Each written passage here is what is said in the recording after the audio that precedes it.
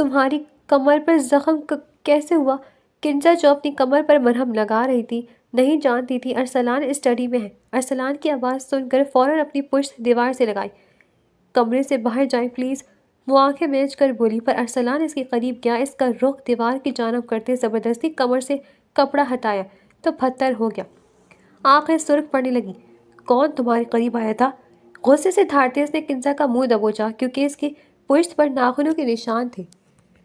کنزا بنا جواب دیے بری طرح سسکنے لگی۔ اس کا سانس رکنے لگا۔ اس سے پہلے وہ مزید کچھ کرتا اس کی ناک سے خون نکلنے لگا۔ وہ ہوش کھوتی اس کی باہوں میں جھول گئی، جبکہ ارسلان اسے یوں اپنی باہوں میں بکھیرتے دیکھ کر پریشان ہوا تھا۔ اس کا چہرہ زرد پڑنے لگا تھا، اس کی ناک سے خون بہتا مسلسل اس کے سفید لباس کو سرخ کر رہا تھا۔ ارسلان اس اچانک آئے آفتاب پر بھوکلائے ہوئے خود پر ضبط کرتے اسے بیڈ پر لٹاتے پیچھے ہوا تھا۔ کمرے کی پراسرار خاموشی میں اس وقت صرف ارسلان کی دھڑکنیں سنائی دے رہی تھی۔ وہ لڑکی جس سے اس نے کبھی بات تک نہ کرنا گوارا کیا تھا، آج اس کی آنکھوں کے سامنے اس کے ہاتھوں میں ریت کی طرح پھسلتی زندگی اور موت کی کشمکش میں تھی۔ اسے اس وقت اپنی نظر انداز کا شدت سے احساس ہوا، لیکن اس وقت وہ کچھ نہیں کر سکتا تھا۔ دل بس اس کی زندگی کے لیے دعا گو تھا۔ ارسلان اور کنزا کی شادی خاندان کی عزت اور نام نہاد عزت بچانے کے لیے کی گئی تھی۔ ارسلان کے والد صاحب کو اپنی بہن بہت پیاری تھی۔ ان کی ایک ہی بیٹی کنزا تھی جو کہ ابھی 10ویں جماعت میں تھی جب اس کی والدہ کی طبیعت خراب رہنے لگی۔ باپ اس کا ایک مزدور بندہ تھا، زیادہ سے زیادہ جو کماتا وہ دن بھر کے خرچ میں نکل جاتا۔ جب کنزا کی والدہ کی طبیعت زیادہ خراب ہونے لگی تو انہوں نے اپنے بھائی صاحب کو کال کر کے بلایا تھا۔ کنزا اپنی ماں کی بگڑتی حالت دیکھ کر پھوٹ پھوٹ کر رو رہی تھی۔ اس کے والد حرم صاحب اسے تسلی دیتے ساتھ لگاتے اسے اپنے مضبوط حصار میں لیے ہوئے تھے۔ مشتاق صاحب جب وہاں پہنچے تو اپنی بہن کی حالت دیکھ کے کافی متفکر ہوئے تھے۔ اس کی والدہ جو اپنے بھائی کی منتظر تھی، ان سے ملتی آمدیدہ ہوتی ان کا ہاتھ تھام گئی۔ بھائی صاحب، میں آپ سے کچھ مانگوں گی تو دیں گے؟ ایک آس ایک امید کے تحت وہ ان کی آنکھوں میں اپنی نم آنکھوں میں سوال لیے دیکھ رہی تھی۔ سعدیہ میری بہن، تم جو چاہو گی وہی ہوگا، بس تم ٹھیک ہو جاؤ۔ اپنے سے اتنے سال چھوٹی بہن کو یوں بستر پر مرغ دیکھ کر ان کا دل کٹنے لگا تھا۔ بھائی صاحب، میری بیٹی کنزا کا ہاتھ اپنے ارسلان کے لیے لے لے۔ میں مرنے سے پہلے اپنی بیٹی کو مضبوط ہاتھوں میں دیکھنا چاہتی ہوں۔ اس کا باپ تو پہلے سے بیمار رہتا ہے۔ مجھے دیکھیں، میری زندگی کا کوئی پتہ نہیں کب ختم ہو جائے۔ میری بچی ابھی بہت چھوٹی ہے، اسے میں دنیا کی نظروں سے بچانا چاہتی ہوں۔ وہ روتی اٹکتی بولی تو مشتاق صاحب اس کے سر پر ہاتھ رکھتے بغیر ایک پل کی دیری کیے مستحکم لہجے میں گویا ہوئے، میں تم سے وعدہ کرتا ہوں تمہاری بچی کی حفاظت کروں گا، لیکن تم اس طرح کی بات نہ کرو، انشاءاللہ تم ٹھیک ہو جاؤ گی۔ وہ بہن کو اس حالت میں دیکھ کر بے انتہا دکھ ہو کر کیفیت میں تھے۔ کچھ وقت ان کے قریب بیٹھتے وہ کنزا کے سر پر ہاتھ رکھ کر چلے گئے۔ کنزا جو محض 17 سال کی تھی، سادہ معصورہ و شفاف رنگت کی حامل، بناؤ سنگار کا دور دور تک پتہ نہیں تھا۔ کچھ گھر کے حالات نے کبھی اس بات کی اجازت نہ دی تھی۔ اپنی ماں سے ملی خوبصورتی اور دلکشی سے اسے حسین بناتی تھی۔ سعدیہ بیگم ابھی اتنی عمر کی نہ تھی، لیکن غریبی انسان کو کھا جاتی ہے۔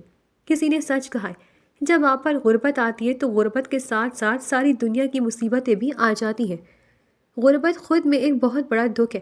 37 سالہ سعیدہ بیگم زندگی سے ہارنے لگی تھی۔ اچانک ہونے والی شوگر اور پھر گھر میں کچھ نہ ہونے کی صورت میں صبح شام مرچوں کے ساتھ روٹی کھانے سے معدے میں زخم بن گئے تھے۔ حرم صاحب کا کام اچھا خاصا تھا، لیکن اچانک دکان بکنے اور گھر کا بٹوارہ ہونے پر وہ لوگ ایک دم سڑک پر آ گئے۔ حرم صاحب کافی خوددار تھے۔ سعدیہ بیگم ایک اچھی فیملی سے تعلق رکھتی تھی۔ انہوں نے اپنے بھائی سے مدد لینے کا کہا، لیکن انہوں نے انکار کر دیا۔ وقت گزرنے لگا اور سعدیہ بیگم بیمار رہنے لگی۔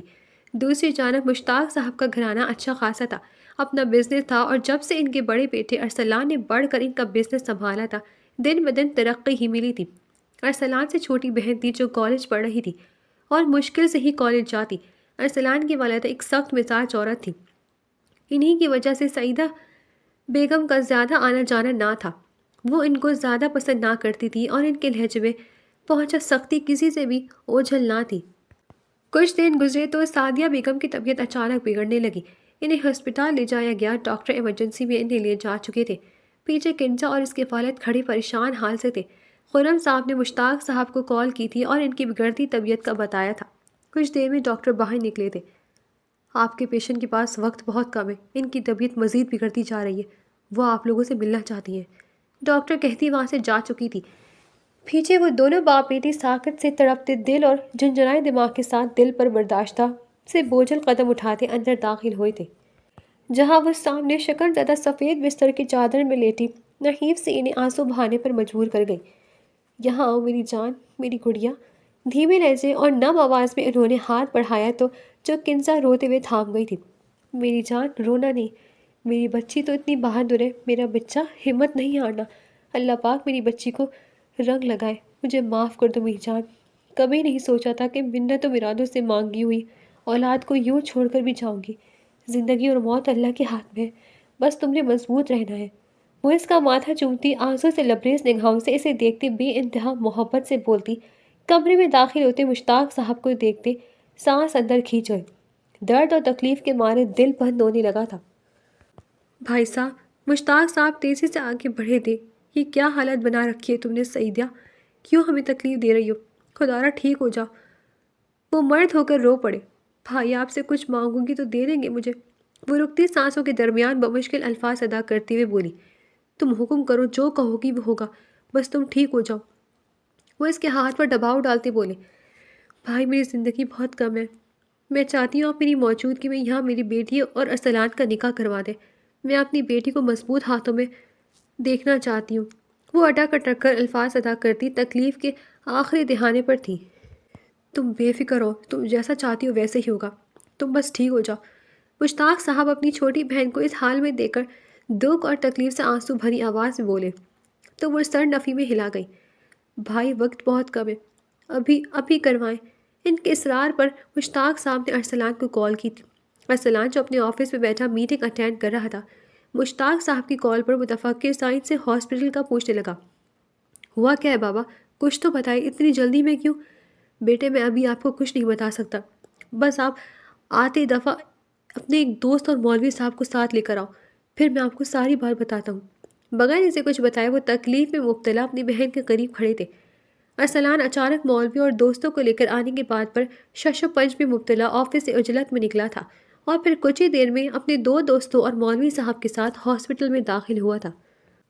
مشتاق صاحب کے کمرے سے باہر آتے ارسلان کو سامنے سے آتے دیکھ رہے تھے۔ وہ ان کے قریب آتا متفکر سا بولا تھا، ایسا کیا ہوا ہے بابا جو آپ نے مجھے اتنی ہڑبڑی میں بلایا، اور مولوی صاحب کا کیا کام ہے؟ وہ سوالیہ نگاہوں سے ان کی جانب دیکھنے لگا۔ اگر میں کہوں کہ میں چاہتا ہوں کہ میری بہن اور میری خوشی کے لیے اس کی بیٹی سے نکاح کر لو تو کیا تمہیں کوئی اعتراض ہے؟ وہ دھیمے لہجے میں آواز بے بجھل پن لیے سوال کر رہے تھے۔ بابا جان یہ کیا کہہ رہے ہیں آپ؟ وہ حیران سے ان کی جانب دیکھتا بولا، تمہاری پھپھو اور میں چاہتے ہیں ارسلان کہ تمہارا کنزا سے نکاح کر دے۔ تمہاری پھپھو کو یہی خواہش ہے، کیا تم میری بات کا مان رکھو گے؟ میں تمہاری پھپھو کو زبان دے چکا ہوں بیٹا، وہ سادہ لہجے میں کہتے اس کی جانب دیکھنے لگے، جو حیرت کی زیادتی سے بولنے کے قابل نہ رہا تھا۔ وہ کیا کہتا، بولنے کو کچھ تھا ہی نہیں، وہ اتنے مان اور محبت سے اسے اپنی خواہش ظاہر کر رہے تھے۔ مجھے کوئی اعتراض نہیں، وہ پل میں فیصلہ کرتا بولا تو مشتاق صاحب آگے بڑھتے اسے سینے سے لگا گئے۔ بہت شکریہ میرے بیٹے، میں جانتا تھا میرا بیٹا کبھی مجھے کسی کی نظر میں شرمندہ نہیں کرے گا۔ کچھ ہی دیر میں روتی دھوتی کنزا کے سر پر اس کا دوپٹہ دے کر سعدیہ بیگم کے قریب بیڈ پر بٹھایا گیا، جبکہ ارسلان اور مشتاق صاحب کمرے میں موجود صوفے پر بیٹھے تھے۔ نکاح شروع کرے مولوی صاحب، مشتاق صاحب نے مولوی صاحب کو نکاح پڑھوانے کا کہا تھا۔ کچھ ہی دیر میں وہ کنزا حرم سے کنزا ارسلان بن چکی تھی۔ کھڑے ہوتے ارسلان کو مشتاق صاحب نے گلے لگایا تھا۔ نکاح مبارک مبارک میرے بیٹے۔ حرم صاحب 20 سے بغیر ہوئے تھے۔ مولوی صاحب اور اس کے دوست جو گواہ تھے وہ جا چکے تھے۔ سعدیہ بیگم نے اسے اپنے قریب بلایا تھا، اس کا ہاتھ تھاما تھا۔ میرے بیٹے میں جانتی ہوں نکاح بہت جلد اور آپ کی رضامندی کے بغیر ہوا ہے، لیکن میرا یقین کرو میری بچی بہت معصوم اور نیک ہے، اس کا بہت خیال رکھنا، اسے کبھی اس نکاح کا طعنہ نہ دینا۔ یہ نکاح میری خواہش تھی، میں اپنی بچی کو اپنی نظروں میں کسی محفوظ سہارے کے سپرد کرتی جاؤں۔ وہ اس کا ہاتھ تھامے اٹکتی سانسوں کے درمیان بول رہی تھی، میری بیٹی کا خیال، کہتے ان کی آنکھیں بند ہو گئیں۔ کنزا کی چیخیں ماحول میں گونج اٹھی، ماما ماما آنکھیں کھولے، ماما کیا ہوا ہے آپ کو؟ آپ ایسے نہیں جا سکتی ماما۔ نرس اس کی چیخیں سنتی تیزی سے کمرے میں داخل ہوئی تھی اور سامنے سعدیہ بیگم کے بے سود پڑے وجود کو دیکھ کر وہ ساری صورت حال سمجھ گئی تھی۔ ڈاکٹر کمرے میں آتے ان کو چیک اپ کرنے لگی تھی، لیکن ان میں جان باقی نہ تھی۔ وہ سر نفی میں ہلاتے جا چکی تھی۔ خرم صاحب غم زدہ سے آنسو بہا رہے تھے۔ مشتاق صاحب بہن کے بے جان وجود کو دیکھ کر دکھ اور تکلیف میں مبتلا آنسو بہانے لگے۔ ارسلان کنزا کو روتا چیختا اپنی ماں سے لیٹا دیکھ رہا تھا۔ میری اللہ، میری ماں، مجھے مما باپ پاس جانا ہے، بابا مجھے مما پاس جانا ہے۔ خرم صاحب جو اس کی دل سوز ہچکیاں اور آہیں سنتے قریب آئے تھے، اس کے روتے وجود کو سینے سے لگا گئے۔ وہ باپ کے مضبوط سینے سے لگتے چیخ چیخ کر رو دی تھی۔ 3 دن وہ لوگ ان کے ہاں آتے رہے۔ کنزا کی حالت بہت خراب تھی، ماں کو جدائی اسے اندر سے مار رہی تھی۔ وہ معصوم جان ابھی چھوٹی سی تھی، 17 سال کی عمر میں وہ اپنی ماں کھو چکی تھی۔ یہ اذیت کم تھی کیا؟ وقت گزرنے لگا تھا۔ مشتاق صاحب روز ان کے گھر کا چکر لگاتے، لیکن جب انہوں نے کنزا کو روتے ہوئے دیکھا اور ماں کی یاد میں بھوک پیاس کو بھلائے دیکھا تو انہیں دل پر پتھر رکھ کر یہ فیصلہ لینا پڑا۔ وہ چاہتے تو یہی تھے کہ ابھی رخصتی نہ کی جائے، لیکن وہ مزید اس بچی کو یوں تکلیف میں نہیں دیکھ سکتے تھے۔ خرم، اگر تمہاری اجازت ہو تو میں کنزا کو ساتھ لے جانا چاہتا ہوں۔ وہاں سب کے ساتھ رہے گی تو ٹھیک ہو جائے گی، ورنہ یہاں مان کو یاد کرتے اپنی صحت خراب کر لے گی۔ وہ حالت کے پیش نظر گویا ہوئے تو خرم صاحب نے اس کی حالت دیکھ کر حامی بھر لی۔ وہ مزید اپنی بچی کو یوں روتا نہیں دیکھ سکتے تھے۔ بیٹا کنزا، کل آپ اپنا سارا سامان پیک کر لینا، پھر میں آپ کو ساتھ لے جاؤں گا۔ اس کے سر پر ہاتھ رکھتے ہوئے بولے تو وہ سر نفی میں ہلا گئی۔ مجھے بابا کو چھوڑ کر نہیں جانا ماموں، میرے بابا کیسے رہیں گے یہاں اکیلے؟ وہ باپ کے لیے متفکر ہونے لگی۔ کچھ نہیں ہوتا بیٹا، یہ تو ہے، آپ جب دل کیا آ جانا مجھ سے ملنے، ابھی چلے جاؤ پھر آ جانا۔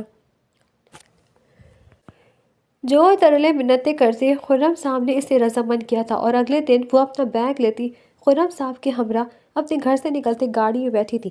بابا گاڑی کی شیٹ پر ہاتھ رکھتے پھوٹ پھوٹ کر رو دی تھی۔ وہ اپنا سب کچھ کھو چکی تھی، پہلے مان اور اب بابا۔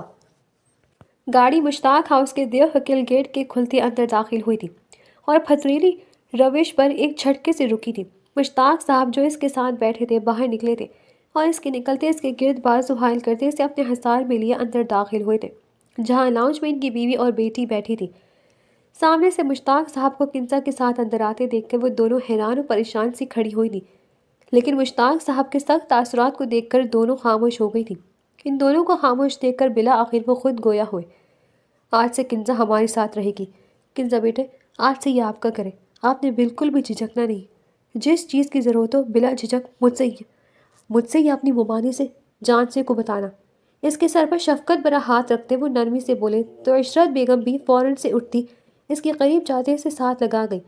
بالکل بچے، جس چیز کی ضرورت ہو آپ مجھے یا سائرہ کو بتا دینا۔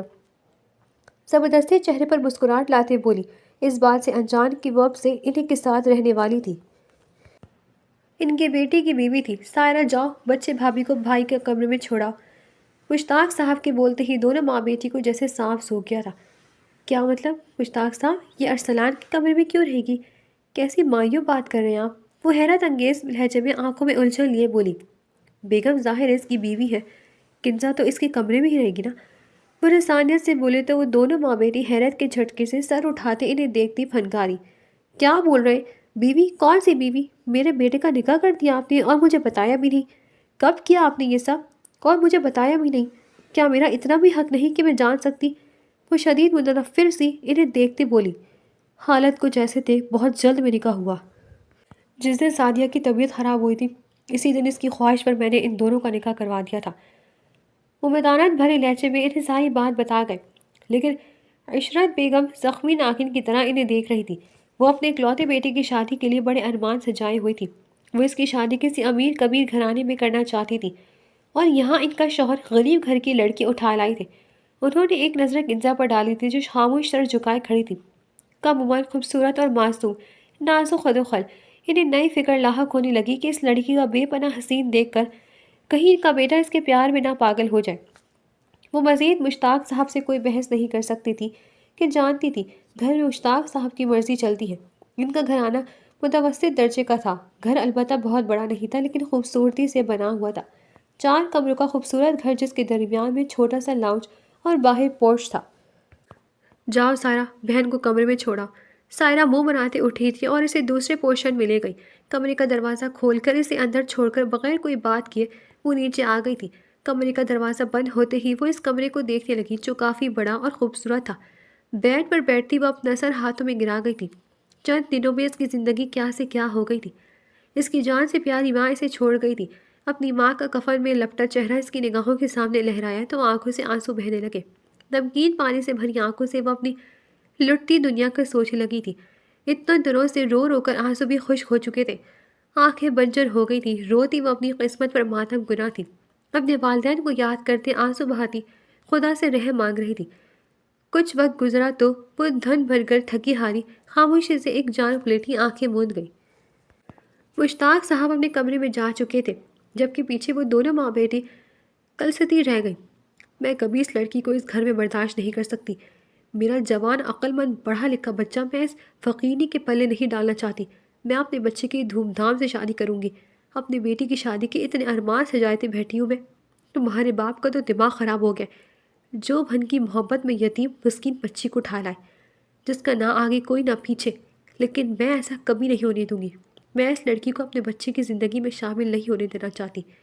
اس ذہن میں بہت آگے کی پلاننگ کرتی آواز میں تصحیح کا زہر لیے زخمی ناگن کی طرح پھنکاری تھی۔ لانچ میں ایک عجیب سکوت طاری تھا۔ دونوں ماں بیٹی جلے پیر کی بلی بنی ارسلان کے منتظر تھی تاکہ اس سے پہلے بات کر سکیں۔ دونوں ماں بیٹی لفظوں کے جال میں پھنسانا خواب جانتی تھی اور وہی داؤ وہ کھیلنا چاہتی تھی۔ ارسلان جانتا تھا کہ اس کے بابا آج کنزا کو گھر لے جا رہے تھے اور اپنی ماں کا رد عمل بھی وہ جانتا تھا، اس لیے دیر تک آفس بیٹھا رہا۔ آفس سے گھر کے لیے وہ اپنی بائک پر نکلا تھا۔ گھر پہنچتے اس نے گیٹ لاک خود کھولا تھا۔ ڈرائیور صبح آتا تھا، گارڈ تھا نہیں، اس لیے خاموشی سے کار کے قریب بائک پارک کرتے وہ اترتا، بڑے آرام سے داخلی دروازے کو آہستگی سے کھولتا اندر داخل ہوا تھا اور ایک نگاہ چاروں طرف چھائے اندھیرے پر ڈالی تھی اور دھیمے قدم اٹھاتا سیڑھیوں کی جانب بڑھتے دھیمے انداز میں کھڑا ہوا اور اپنے کمرے کی جانب کھڑا تھا اور گہرا سانس بھرتے دروازے کا نوب گھماتے اندر داخل ہوا تھا۔ کمرے کی دہلیز پار کرتے پلٹ کر لوک لگاتے اس کی نگاہ جو ہی سامنے منظر پر پڑی تو آنکھیں حیرت سے مزید بڑی ہو گئی۔ سامنے موجود نازک وجود بڑے آرام سے اس کی نشست پر لیتے خواب و خرگوش کے مزے لے رہی تھی۔ ایک نگاہ اس کے سوئے ہوئے وجود پر ڈالتا وہ لیپ ٹاپ بیگ اور اپنا موبائل ڈریسنگ پر رکھتا الماری کی جانب بڑھاتا اور اپنا آرام دہ لباس لیتا وہ واش روم میں داخل ہوا تھا۔ کچھ ہی دیر میں وہ سیاہ ٹراؤزر شرٹ میں ملبوس باہر نکلا تھا اور ڈریسنگ کی جانب بڑھتے خود پر بے درقی پرفیوم چھڑکتے ایک نگاہ آئینے سے اس نازک وجود پر ڈالتے اپنے گیلے بالوں میں ہاتھ پھیرتا سگریٹ لائٹر لیتا روم سے مہلکہ ٹیرس کی جانب بڑھ گیا۔ موسم کھلا تھا، ہوا میں ہلکی سی خنکی تھی۔ ہاتھ میں پکڑا سگریٹ جلاتے وہ فضا میں دھوئے کی مرغولے چھوڑتا آسمان کی جانب دیکھنے لگا تھا جو ستاروں سے خالی تھا۔ آسمان پر چھائی سیاہ پرت اسے اپنے دل پر چھائی محسوس ہوئی تھی۔ ایسا نہیں تھا کہ وہ کسی کو پسند کرتا تھا، وہ ایک پریکٹیکل سا بندہ تھا۔ عام مردوں کو طرح اس نے بھی شادی کا ہی سوچا تھا، لیکن اس طرح اچانک شادی، اور وہ بھی اس سے عمر میں اتنی چھوٹی لڑکی سے۔ وہ میٹرک کی طالبہ اور وہ MBA ڈگری ہولڈر، ان کا کوئی جوڑ نہ تھا۔ کم از کم اسے یہ لگا تھا۔ اس کی زندگی میں بیوی کے چوچلوں کے لیے کوئی جگہ نہ تھی۔ اس نے اپنے لیے پڑھی لکھی اپنے معیار کی لڑکی کا سوچا تھا۔ انہی سوچوں میں غرق وہ سگریٹ پھونکتا اندر داخل ہوا تھا۔ ٹیرس کا دروازہ بند کرتے اس کے قدم بے ساختہ بیڈ کی جانب بڑھے تھے۔ بیڈ کی دوسری جانب آتے وہ اس کے ساتھ لیٹا تھا اور نگاہ اس سے چند پل کے فاصلے پر سوئے نازک وجود سے پر ڈالی تھی جو گہری نیند میں محو تھی۔ سرخ و سفید رنگت پر لمبی گھنی پلکیں، سرخ بھرے بھرے لب، ماتھے پر پھیلے بال، ملاشپہ وہ بہت حسین تھی اور کم عمر بھی۔ سوئے ہوئے اس کے چہرے پر مزید معصومیت چھائی ہوئی تھی۔ ارسلان نے نگاہ ہٹاتے اس کے چہرے سے آنکھیں موند لی تھی۔ لیمپ آف کرتے وہ دوسری جانب کروٹ بدل گیا۔ صبح جب کنزا کی آنکھ کھلی تو خود کو کسی کے حصار میں پایا۔ آنکھیں موندے وہ خود سے اس بوجھ کو پیچھے کرنے لگی، لیکن جب وہ مزید سختی سے اسے تکیہ سمجھ کر خود میں بھیج گیا تو وہ آنکھیں کھول گئی اور سامنے کا منظر دیکھتی پل میں شل ہوئی تھی۔ سامنے موجود گہری نیند میں سویا ارسلان اسے اپنے تکیہ سمجھ کر سینے میں چھپانے کی کوشش میں تھا۔ وہ اس کا ہاتھ دور کرنے لگی جس کی گرفت اس پر مزید سخت ہونے لگی۔ آنکھوں میں آنسو لیے وہ اپنی تگ و دو چھوڑتے رونے لگی۔ ارسلان کی آنکھ کسی کی سسکیاں سنتے کھلی تو وہ آنکھیں کھولتے اپنے سے چند انچ کے فاصلے پر موجود کنزا کو روتے دیکھ رہا تھا جو آنسو بہاتی سو سو کر رہی تھی۔ ارسلان لہجہ بھر کے اس کی نرم نازک وجود اور نقوش کو دیکھتا رہ گیا تھا، لیکن جب کانوں میں اس کی سسکیاں سنائی دی تو فوراً اس پر گرفت نرم کر گیا۔ شرمندہ سا وہ بولا تھا، سوری مجھے نہیں پتہ چلا۔ اس کے سرخ چہرے پر نگاہ ڈالتا وہ بولا تو وہ سر ہاں میں ہلا گئی۔ اس کے دور ہوتے وہ پیچھے ہوتی بیٹھی تھی۔ کمرے کی خاموشی کو اس نے ہی توڑنے کی کوشش کی تھی۔ تیار ہو جاؤ، ناشتے کے لیے نیچے چلتے ہیں، اس نے دبی آواز میں کہا۔ کنزا خاموشی سے سر ہلایا اور اٹھ کر فریش ہونے چلی گئی۔ کچھ دیر بعد وہ باہر نکلی اور دوپٹہ درست کرتے ہوئے اس کے پیچھے پیچھے کمرے سے باہر نکل آئی۔ جو کھڑا اس کا منتظر تھا، اسے واش روم کی جانب بڑھتا دیکھ کر وہ دوسرے کمرے میں جاتا فریش ہو آیا تھا۔ مزید وہ دیر نہیں کر سکتا تھا، اسے آفس بھی جانا تھا اور نیچے کھانے پر سب منتظر بیٹھے تھے۔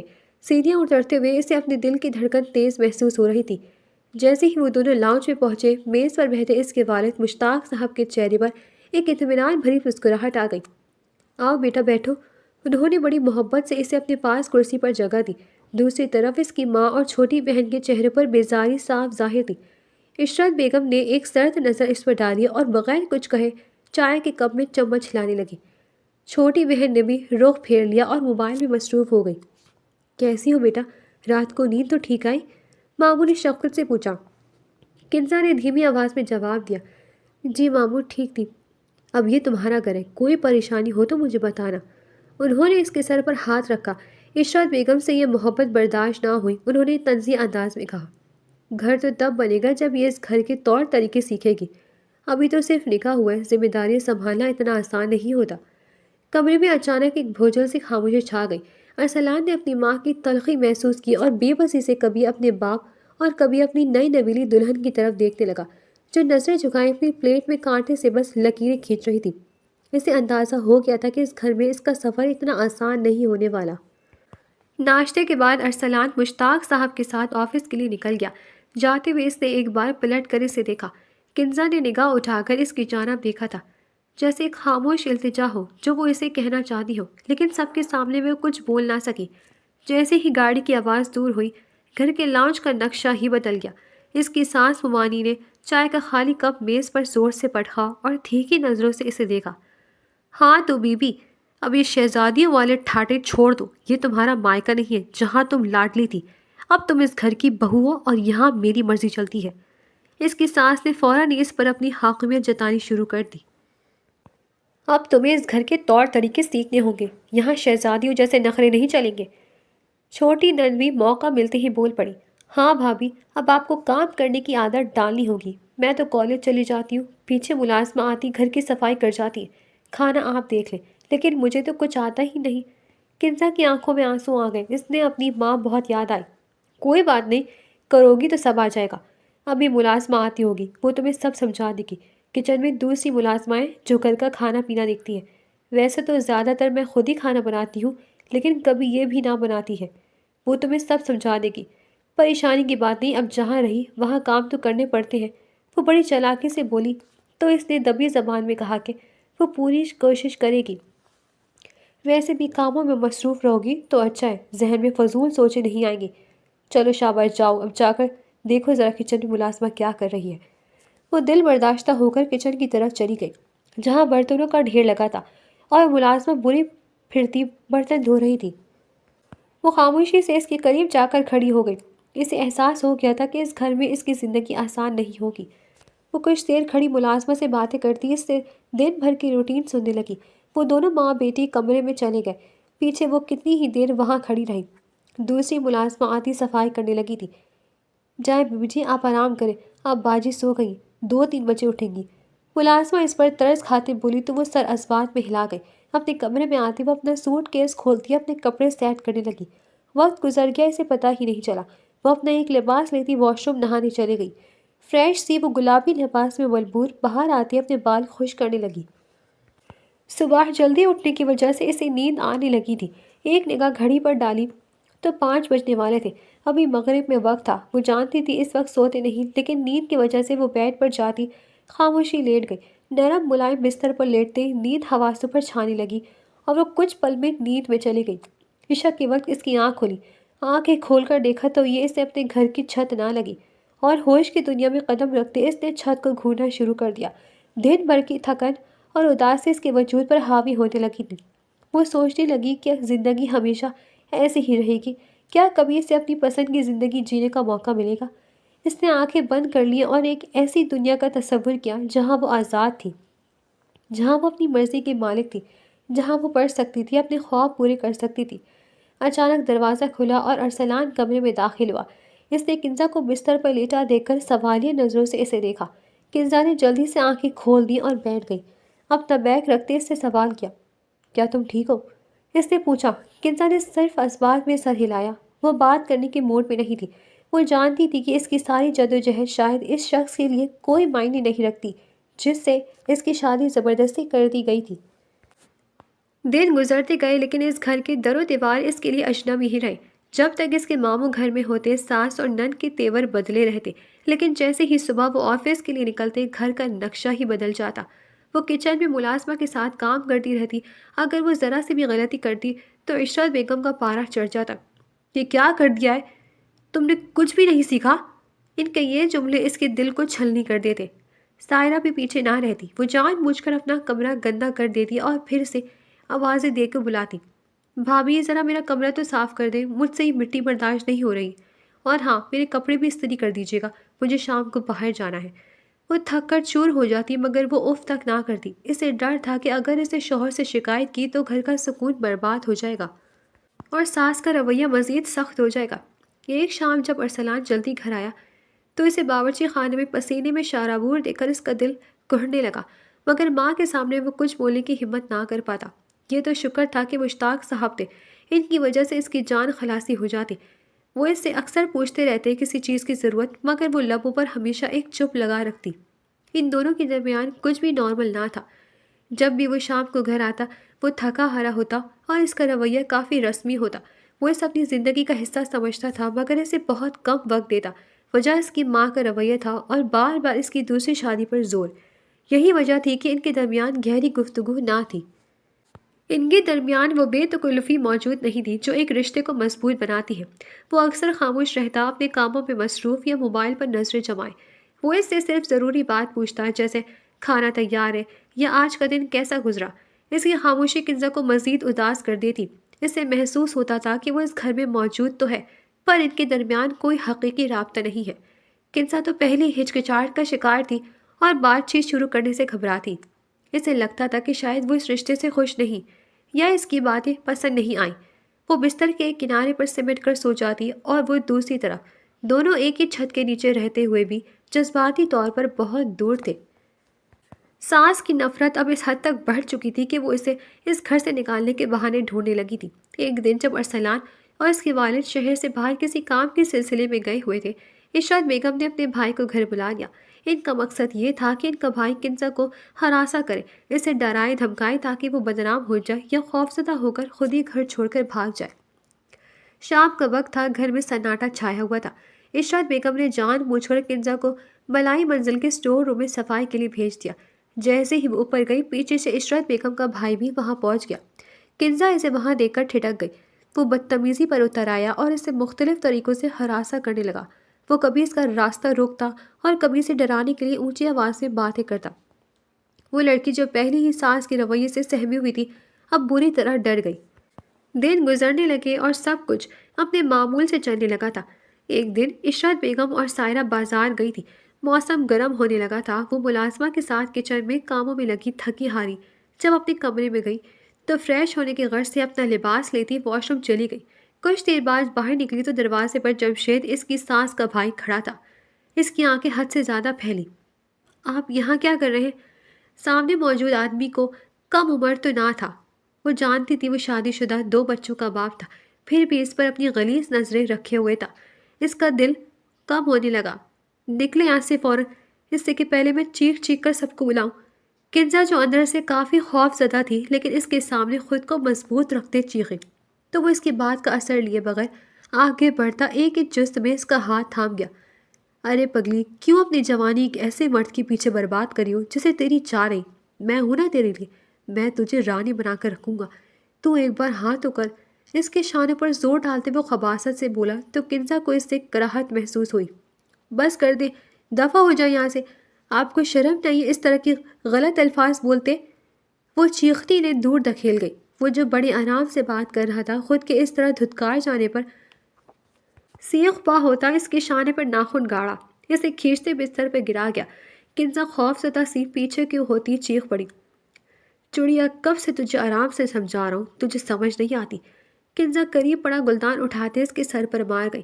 وہ چیخ اٹھا اور باہر کی جانب بھاگتی کنزا کے پیچھے سے قمیض کھینچی، اسے اپنی گرفت میں لینے لگا، لیکن کنزا دروازہ کھولتے چیختے باہر نکلی تھی۔ نیچے ملازمہ جو اپنے کام میں لگی تھی کنزا کی چیخیں سنتی فوراً بھاگ کے آئی اور باہر آئی تھی۔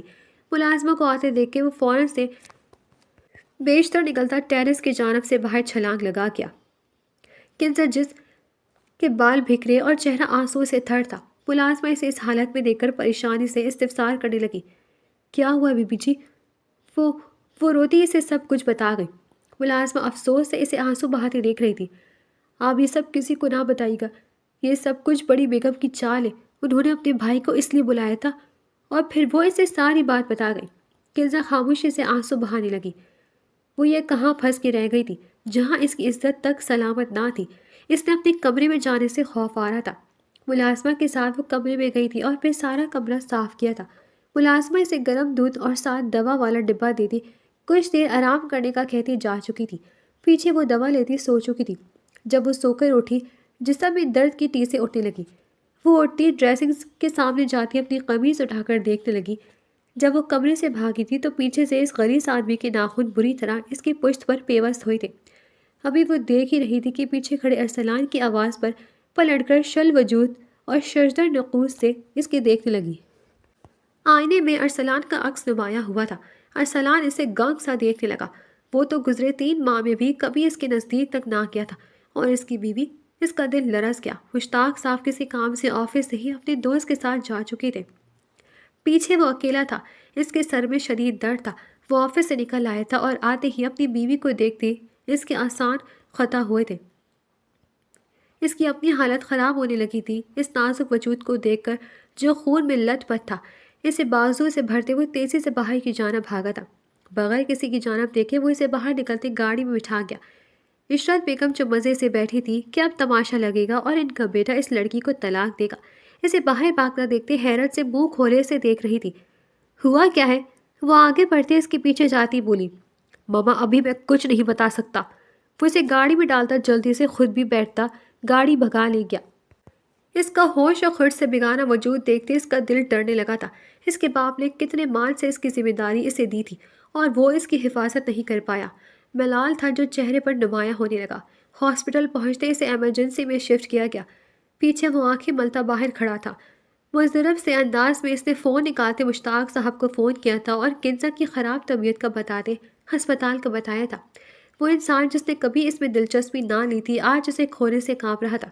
کچھ ہی دیر میں ڈاکٹر باہر نکلی تھی اور اس کی جانب بڑھی تھی۔ دیکھیں مسٹر، ڈاکٹر نے سنجیدگی سے کہا، بچی کی حالت کافی نازک ہے۔ اس کی کمر پر اور شانے پر ناخنوں کے نشان ہیں جو اس بات کی جانب اشارہ کر رہے ہیں کہ اس کے ساتھ کسی نے زبردستی کرنے کی کوشش کی۔ پیچھے سے آتے مشتاق صاحب کے قدم ان کی بات پر تھم گئے۔ وجود جیسے ہوا میں معلق ہونے لگا تھا۔ ایسے کیسے ہو سکتا ہے؟ اور ناک سے خون بہنا اس بات کی علامت ہے کہ ان کا بلڈ پریشر خطرناک حد تک بڑھ گیا تھا۔ انہیں آرام اور ذہنی سکون کی ضرورت ہے، ورنہ یہ صدمہ کافی نقصان دہ ثابت ہو سکتا ہے۔ عمر بھی چھوٹی ہے اور ذہن کمزور۔ وہ دونوں باپ بیٹا ساکت سے کھڑے تھے۔ انہیں سمجھ نہیں آ رہا تھا کہ اپنے گھر میں ان کی گھر کی عورتوں کی موجودگی میں یہ سب کیسے ہو سکتا ہے۔ مشتاق صاحب تو گہرے صدمے میں تھے کہ یہ سب کیسے ہو سکتا ہے۔ میں اپنی بہن کو کیا جواب دوں گا؟ اس کی بیٹی کو حفاظت کی نہیں کر پایا۔ وہ شدید دکھ سے بولے۔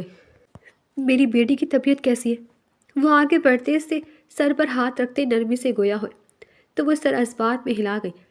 ڈاکٹر ڈرپ اتار کر جا چکی تھی۔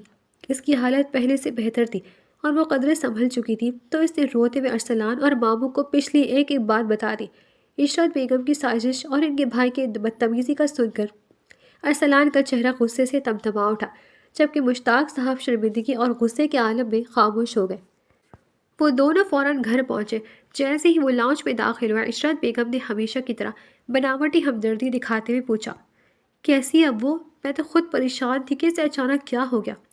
یہ سنتے ہی ارسلان کا ضبط جواب دے گا، بس کرے مما، وہ سب بتا چکی ہے کہ آپ نے ماموں کو یہاں کیوں بلایا تھا اور کس طرح اس پر جان بوجھ کر الزام لگانے کے لیے گھر سے چلی گئی۔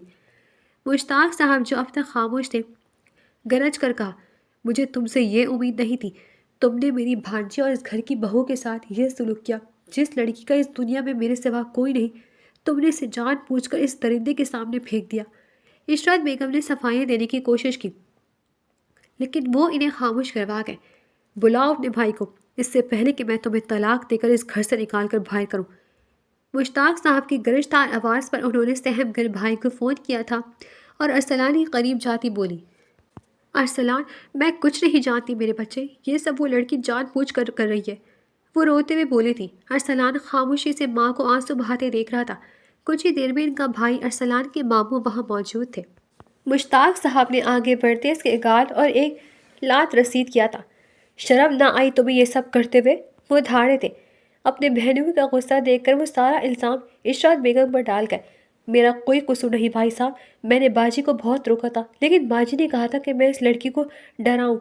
وہ سارے الزام بہن پر ڈالتے خود بری اور ضمع ہو گئے۔ مشتاق صاحب نے آگے بڑھتے عشرت بیگم کے چہرے پر ایک تھپڑ رسید کیا تھا۔ تمہیں شرم نہ آئی ایک معصوم بچی کے ساتھ یہ ظلم کرتے؟ تم نے اس گھر کا سکون برباد کر دیا ہے اور ایک معصوم کی زندگی داؤ پر لگائی ہے۔ میں نے تمہیں ہمیشہ عزت دی لیکن تم اس کے قابل نہیں رہی۔ ابھی اسی وقت اپنے اس بھائی کے ساتھ یہاں سے چلی جاؤ۔ جب تک تم اپنی غلطی پر نادم نہیں ہوتی اور اس لڑکی سے معافی نہیں مانگتی، اس کے گھر کے دروازے تم پر بند ہیں۔ وہ انہیں بھائی کی جانب دھکیل گئے۔ عشرت بیگم ہکا بھکا رہ گئی۔ انہیں اندازہ نہیں تھا کہ ان کا شوہر اتنا سخت قدم اٹھائے گا۔ وہ اپنے بھائی کے ساتھ جانے پر مجبور ہو گئی۔ گھر میں ایک عجیب سا سکون چھا گیا۔ سائرہ مان کو جاتا دیکھ کر خوب روئی تھی، لیکن اسے غلطی کا احساس ہو چکا تھا۔ ارسلان دوبارہ ہاسپٹل گیا اور کنزا کو یقین دلایا کہ اب اسے کسی سے ڈرنے کی ضرورت نہیں ہے۔ اس نے پہلی بار اس کے آنسو اپنے ہاتھوں سے پوچھے اور فیصلہ کیا کہ اب وہ کبھی اسے تنہا نہیں چھوڑے گا۔ گھر آتے سائرہ نے آگے بڑھتے اسے معافی مانگی تھی۔ ارسلان اسے کمرے میں لے گیا۔ ملازمہ اسے ساری بات بتا چکی تھی۔ دن گزرنے لگے تھے۔ ارسلان اور اس کے درمیان بے تکلفی بڑھنے لگی۔ ارسلان اس کا کالج میں داخلہ کروا چکا تھا۔ اب وہ خوش اور مطمئن تھی۔ عشرت بیگم نے معافی مانگنے کی اور واپس آنے کی کوشش کی تھی، لیکن مشتاق صاحب ابھی انہیں اتنی جلدی معاف نہیں کرنا چاہتے تھے۔ عشرت بیگم اپنے بھائی کے گھر پر ایک پل مشکل سے گزار رہی تھی۔ ان کی بھابھی انہیں دن رات باتیں سناتی اور کوستی رہتی۔ برائی کا انجام ہمیشہ برائی ہی ہوتا ہے۔ وہ سمجھ چکی تھی جو گڑھا انہوں نے اس معصوم بچے کے لیے کھودا تھا، اس میں اب وہ خود گر چکی تھی۔